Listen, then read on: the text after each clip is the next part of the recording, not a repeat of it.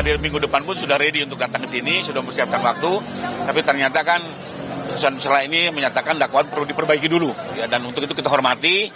Dan mungkin untuk kehadiran Pak Jokowi nanti kita tunggu di persidangan berikutnya. Oh, untuk kembali ke pihak jaksa, bahkan kalau mau perbaiki 1-2 hari pun selesai. Tinggal diperbaiki, ajukan lagi itu kembali ke pihak jaksa. Tapi kembali lagi kita hormati, tentunya mereka harus ada semacam expose internal untuk membahas lebih lanjut dan menentukan perbaikan konstitusi pasalnya seperti apa.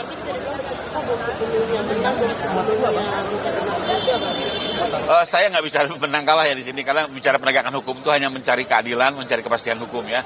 Tapi intinya kami sebagai kuasa dari pihak korban pun atau saksi pelapor melihat memang putusan ini hanya sekedar mengkoreksi konstruksi pasal dan ini bisa segera untuk diperbaiki dakwaan dan kembali dipersidangkan di PN Jakarta Timur. Terburu-buruannya sih dari jaksa sendiri mengharapkan sampainya P21. Sebenarnya kalau saya lihat sih pihak jaksa juga sudah melakukan perumusan dengan cukup baik dan cermat ya. Tapi kembali lagi inilah hukum ini bisa dipandang dari berbagai perspektif ya. Dan kita menghormati namanya koreksi dari pihak majelis juga ini baik.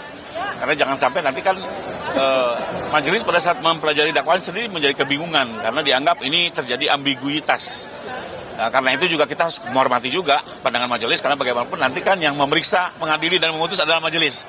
Jadi kalau majelis bilang tolong dakwaannya diperbaiki, konstruksinya harus disesuaikan nih, jangan terjadi ambiguitas. Ya kita harus hormati itu. Artinya jaksa atau pihak penyidik sendiri ini tidak memahami kuhap yang baru? Enggak.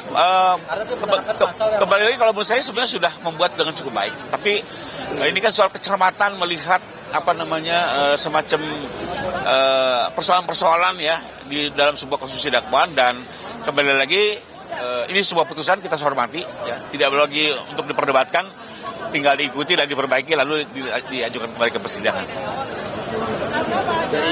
Betul. Jadi setelah diperbaiki mungkin butuh waktu ya, setelah itu nanti didaftarkan kembali dan akan dibacakan kembali dari awal. Berapa lama Bang waktunya?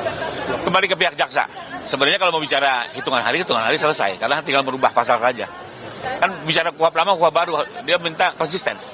Kalau menggunakan kuhap lama, kuhap baru, jangan terjadi dalam konteks dakwaan yang subsidiar. Hanya itu sih. Oke, makasih semua. Saya Rifai Kusuma Negara.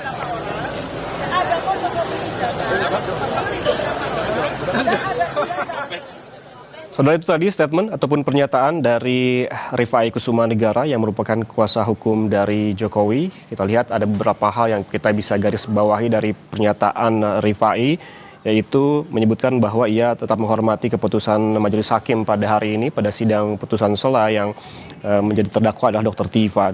Dan ia juga menyebutkan bahwa ini adalah putusan sementara, ini hanya membutuhkan jaksa yang akan mengoreksi pasal dan segera akan kembali dipersidangkan. Kalau kita melihat pernyataan sebelumnya, sebelum kuasa hukum Presiden ke-7 Joko Widodo, Rifai Kusuma Negara memberikan pernyataan, kita lihat juga bahwa sidang kasus ijazah Jokowi ini pada hari ini memang agendanya merupakan mendengarkan putusan sela yang digelar pada pukul 9 di Pengadilan Negeri Jakarta Timur.